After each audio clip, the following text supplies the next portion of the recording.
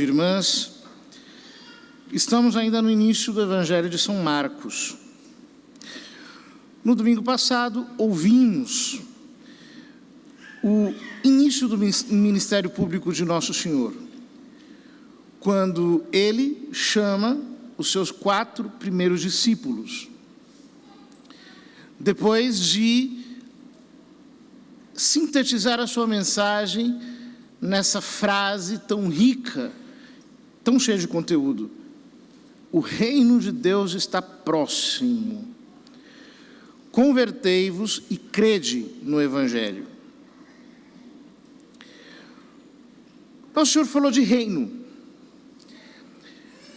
E quando Ele fala de reino, nós víamos no domingo passado a relação entre esse conceito, reino de Deus, por exemplo, e a profecia de Daniel. Quando no final do capítulo 7, se diz acerca do Filho do Homem: ele receberá o reino, o poder e a autoridade. Se semana passada nós ouvíamos falar sobre o reino, no Evangelho de hoje ouviremos falar sobre a autoridade de Jesus Cristo. É muito interessante que aqui nesse Evangelho nós temos como que o primeiro ato público, o ato, por assim dizer, inaugural do ministério de Nosso Senhor. Diz-nos São Marcos: na cidade de Cafarnaum, num dia de sábado, Jesus entrou na sinagoga e começou a ensinar. Todos nós sabemos que Cafarnaum é uma espécie de vilarejo de pescadores e que ali havia uma sinagoga. Essa sinagoga pode ser vista até hoje. Tem uma sinagoga que é do século IV, V, que é grandiosa, que é uma coisa extraordinária. E debaixo dessa sinagoga se podem ver os fundamentos da sinagoga que estava nos dias de Nosso Senhor construída. Uma sinagoga pequena, que era a sinagoga aonde os judeus daquele lugar frequentavam. Todos nós sabemos que há uma diferença entre a sinagoga e o templo. Em Jerusalém estava o templo, no alto do Monte Sião. O templo era o lugar onde os sacerdotes ofereciam sacrifícios ordenados por Deus a Moisés. A sinagoga era apenas um lugar onde se pregava a palavra, onde se pregava a Torá e os profetas. Em geral, dentro da sinagoga, nos sábados, se faziam 2 leituras. Uma leitura da Torá, dos 5 primeiros livros da Bíblia, e uma outra leitura que era retirada dos profetas.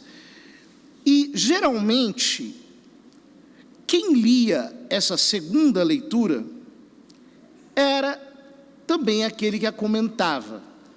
A primeira não. A primeira da Torá era sempre comentada pelo rabino, pelo mestre. Já a segunda, que era a leitura dos profetas, poderia ser comentada por aquele mesmo que fazia a leitura. É a cena que nós veremos a seguir. Jesus entrou na sinagoga e começou a ensinar. Todos ficavam admirados com o seu ensinamento, pois ensinava como quem tem autoridade, não como os mestres da lei. O que São Marcos está querendo nos dizer aqui? Os mestres da lei, na época, ensinavam sempre fazendo referências aos rabinos mais renomados de Jerusalém. Portanto, o comentário que eles faziam dos profetas era sempre um comentário cheio de referências, de possibilidades. Isso pode significar isso, ou, segundo o rabino tal, pode significar aquilo. E a palavra dos escribas era tão autoritativa que o Talmud dizia: se você ler a Torá e entender uma coisa, e o escriba explicar outra, você deve crer no escriba. Portanto, esses homens, ao mesmo tempo, davam um ensino ambíguo e tinham o dever, ou geravam o dever de serem seguidos por aqueles que os escutavam. É por isso que Nosso Senhor os chama de cegos e guias de cegos, no capítulo 23 de São Mateus. Porque, de fato, o seu ensino era um ensino confuso. Cristo não. Ele dá um ensino com autoridade, ou seja, além de ser um ensino original, é um ensino claro, nítido, exatamente com a clareza do Novo Testamento. No Evangelho de São Mateus, Nosso Senhor diz que seja o vosso falar sim, sim, não, não. E São Paulo diz, na segunda carta aos Coríntios, que Jesus Cristo é apenas sim. Ou seja, nele não há ambiguidade. A sua palavra é uma palavra clara. Os homens é que complicam as coisas, querendo interpretar a palavra de Deus de acordo com as suas ideologias, de acordo com as suas percepções. Não, o Evangelho é simples. Qualquer um que lê sabe o que deve fazer, sabe como deve viver, sabe exatamente como deve proceder. Então, o que acontece? Uma cena bastante interessante. Estava então na sinagoga um homem possuído por um espírito impuro. O lecionário traduz como espírito mau, mas o texto grego diz akátaros, ou seja, um espírito impuro, ou um espírito imundo. É muito interessante, porque a centralidade dessa cena poderia ser, talvez por nós, de alguma maneira desconsiderada. Mas os evangelistas, todos eles, fazem com que as cenas inaugurais do ministério de Cristo sejam recobertas com uma certa solenidade e, ao mesmo tempo, contendo como que uma síntese de todo o seu relato.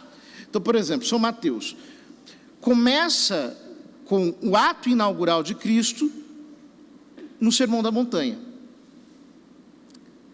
O Sermão da Montanha é uma síntese do Evangelho de São Mateus.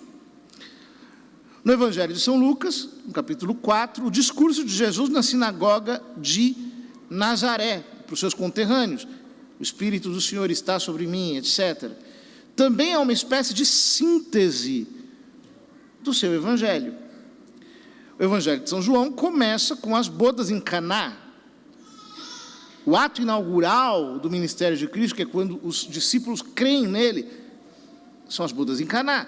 E as bodas em Caná contém como que em germe tudo aquilo que virá depois do Evangelho de São João. A hora de Jesus, as talhas, falando desses 7 sinais que serão completados na paixão e assim por diante. No Evangelho de São Marcos, o ato inaugural do ministério de Jesus é um exorcismo. Por quê?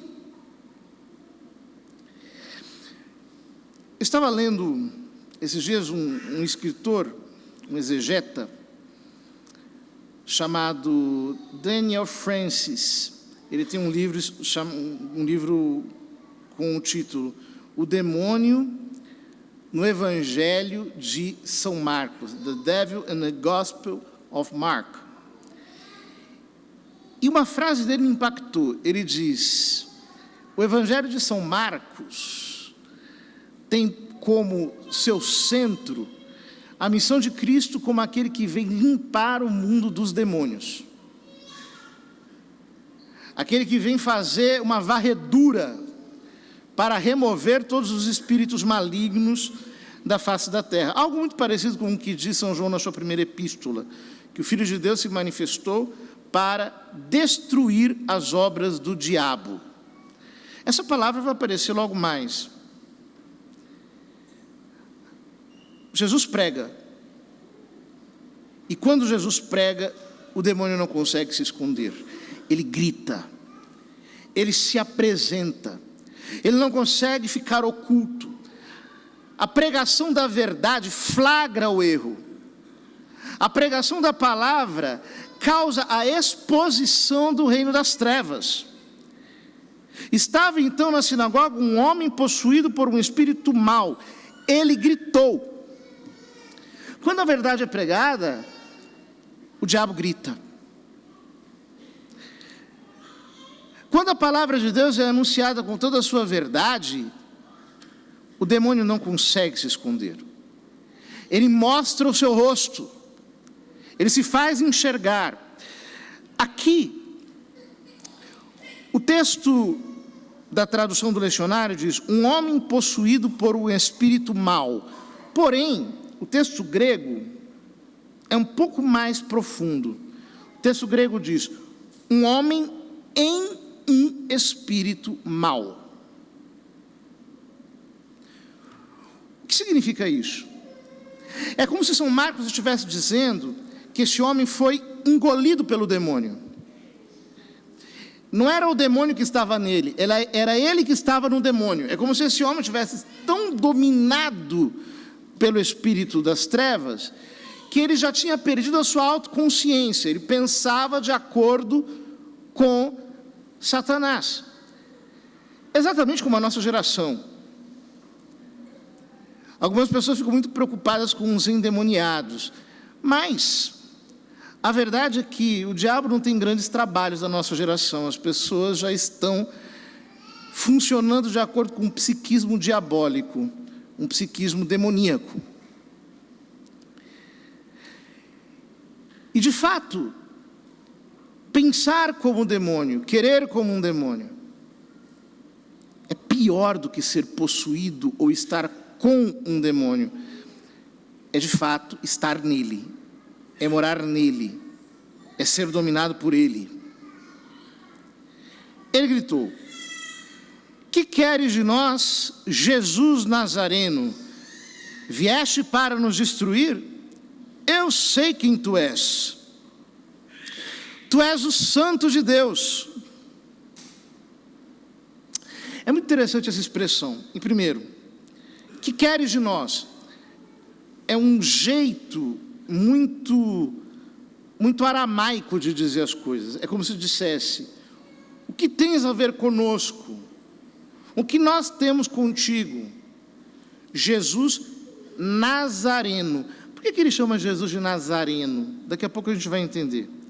Vieste para nos destruir. Ou seja, Jesus é aqui apresentado como alguém que vem para destruir o diabo. Destruir o inferno. Ou seja, é uma obra que não é apenas positiva, uma obra de construção, também é uma obra de destruição. Não é apenas uma obra de edificação, mas também é uma obra de demolição. São Paulo fala disso na segunda carta aos Coríntios, quando ele diz que as nossas armas não são carnais, elas são espirituais e poderosas em Deus para destruir toda fortaleza e todo pensamento que se ergue contra o conhecimento de Jesus Cristo. Ou seja, não basta que eu receba a verdade, eu preciso destruir na minha mente tudo aquilo que se opõe ao Evangelho. É necessário que haja um trabalho de demolição feito dentro de mim. Semana passada Jesus falava sobre conversão, sobre metanoia, mudança de pensamento. Mas não basta que eu continue recebendo um bom alimento no meu pensamento. Eu tenho que expurgar tudo de ruim que eu recebi. E quantos de nós passamos a vida recebendo coisa ruim? Recebendo estruturas más, solidificadas do nosso modo de pensar. Quantas defesas nós criamos? Quantas vezes nós somos, de alguma maneira, possuídos por fortalezas do nosso entendimento que nos impedem de fluir verdadeiramente na graça de Deus. Eu sei quem tu és o santo de Deus. Essa expressão, santo de Deus, aparece 3 vezes no Velho Testamento. Em Êxodo 28, quando a Escritura diz que Arão, o sumo sacerdote, levava debaixo da sua mitra, debaixo do seu turbante, uma frase: Kadosh Adonai, santo de Deus. Depois, em Juízes, no capítulo 13, quando o anjo aparece para a mulher de Manoé, para anunciar o nascimento de Sansão, e ele diz que Sansão será um nazireu de Deus. Nazireu, um consagrado de Deus, um santo de Deus. Sansão é um tipo de Cristo. Quando nós vemos o relato da vida de Sansão, nós vemos que ele, no final da sua vida, afasta as colunas do templo de Dagon, e o texto diz: Sansão matou mais com a sua morte do que com a sua vida. Exatamente como Cristo, que morrendo, matou a morte, morrendo, destruiu as obras do diabo. E a terceira alusão aparece no segundo livro de Reis, capítulo 4, sobre Eliseu. Eliseu vai à casa de uma mulher e ela diz ao seu marido: aí está um homem santo de Deus. Ou seja, o que o demônio está dizendo aqui, chamando Jesus de Nazireu, Nazareno, santo de Deus, ele é o sumo sacerdote. Ele é o rei juiz, que vem para dominar todas as coisas. Ele é o profeta, de que nos fala a primeira leitura, quando Moisés anuncia a vinda de um profeta, que seria maior do que ele. Jesus é o profeta. É ele que tem a autoridade. E a sua autoridade se manifesta pela força da verdade que ele prega. Eu sei quem tu és o santo de Deus. Jesus o intimou, a palavra aqui é forte, increpou, repreendeu, é uma palavra realmente forte. Cala-te e sai dele. Jesus manda o demônio se calar. Por que Jesus manda o demônio se calar? Porque quando a palavra de Deus grita em nós, quando a verdade de Deus grita em nós, a mentira já não pode mais ter força sobre o nosso coração. Ela emudece. Começa em nós uma fase de mutismo da mentira. A mentira fica completamente sem efeito. Então o espírito mau sacudiu o homem com violência, deu um grande grito e saiu. A segunda vez em que São Marcos vai falar de um grande grito é quando Jesus morre. Ele diz: Jesus deu um grande grito e expirou. Por que que aqui o diabo dá um grande grito e no final do evangelho de São Marcos Jesus dá um grande grito? Qual que é a relação entre esses dois gritos? Isso mostra que realmente para São Marcos a vitória de Jesus sobre o diabo é como que o tema do seu evangelho. Jesus veio para isso, para destruir o diabo. É o grito de Cristo contra o grito do demônio. Quando Jesus grita, o centurião reconhece como filho de Deus. Quando o demônio grita, ele sai, e a consequência disso é que a multidão ficou admirada, reconhecendo Jesus como um verdadeiro profeta, como alguém que tem autoridade. Todos ficaram muito espantados e perguntavam uns aos outros: o que é isto? Um ensinamento novo dado com autoridade. Ele manda até nos espíritos maus e eles obedecem. E a fama de Jesus logo se espalhou por toda parte, em toda a região da Galileia. Ou seja, ele não apenas fala, ele fala e age. Ele fala e opera. Você percebe a ação da graça dele na medida em que ele fala. O que fica para nós? O que fica para nós é que, se a palavra de Deus não expuser os nossos demônios, ela não entrou em nós suficientemente. O autor da carta aos Hebreus diz que a palavra de Deus é viva e eficaz, mais cortante e penetrante que uma espada de 2 gumes que separa a alma do espírito. A palavra tem que penetrar em nós até os nossos demônios gritarem. A palavra precisa expor as áreas em que o demônio ainda é senhor sobre a nossa vida. Se nós lemos a Escritura, se nós a meditamos, se nós ouvimos uma pregação e ela nos deixa intactos, isso significa que nós não meditamos verdadeiramente. Nós continuamos seguros, incólumes nas nossas posições de pecado. Ao contrário, quando a palavra entra, ela flagra o nosso egoísmo, a nossa vaidade, a nossa vanglória, a nossa ira, a nossa inveja, a nossa luxúria, a nossa sensualidade, a nossa cobiça, a nossa ira, a indolência que nós temos, a nossa preguiça. Quando a palavra entra, o diabo grita. Ele tem que ser flagrado em nós. Nós precisamos pedir isso ao Senhor.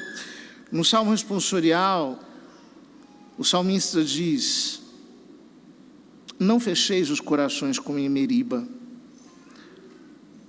como em massa no deserto, aquele dia em que outrora vossos pais me provocaram, apesar de terem visto as minhas obras. Se nós endurecemos o nosso coração, se nós nos tornamos impermeáveis à palavra de Cristo, se nós não deixamos ele entrar na nossa sinagoga interior para flagrar os nossos demônios, expulsá-los, nós estamos inutilizando a obra da sua graça. Queridos irmãos, levemos muito a sério a nossa vida de oração. Quando foi a última vez que a palavra de Deus nos constrangeu de verdade? Nos colocou em xeque, nos confrontou, nos jogou no chão. Quando foi a última vez que a palavra de Deus nos questionou interiormente a ponto de nós mudarmos a nossa mente? Se isso não tem acontecido, é porque o nosso coração está endurecido. Termino fazendo uma rápida alusão à segunda leitura. São Paulo, no capítulo 7 da primeira carta aos Coríntios, faz uma apologia do celibato. Ele diz: o que eu desejo é levar-vos ao que é melhor, falando do celibato. Por que é importante termos presente o ensino de São Paulo aqui na segunda leitura de hoje? Porque hoje em dia nós vemos muitas pessoas atacando o celibato e dizendo que ele foi uma invenção tardia da igreja. Alguns dizem uma invenção do século V, no Concílio de Elvira. Outros dizem uma invenção depois do século VII, de um concílio em Constantinopla. E tudo isso não passa de falsificação. O que nós temos é São Paulo, na primeira carta aos Coríntios, que é considerado pelos estudiosos o escrito mais antigo do Novo Testamento, inquestionavelmente paulino, dizendo que o celibato é melhor, que é uma verdadeira vocação que ele mesmo, o apóstolo, assumiu para si.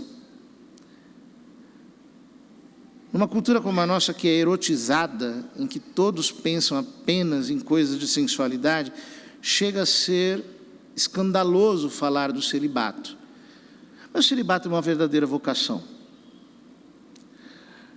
Não tenhamos medo, queridos irmãos, se Deus nos pede mais e nos chama a uma vida de total entrega a Ele. A vocação ao celibato é uma grande vocação, porque é por ela que nós podemos nos dedicar de corpo e espírito, como diz São Paulo, às coisas do Senhor.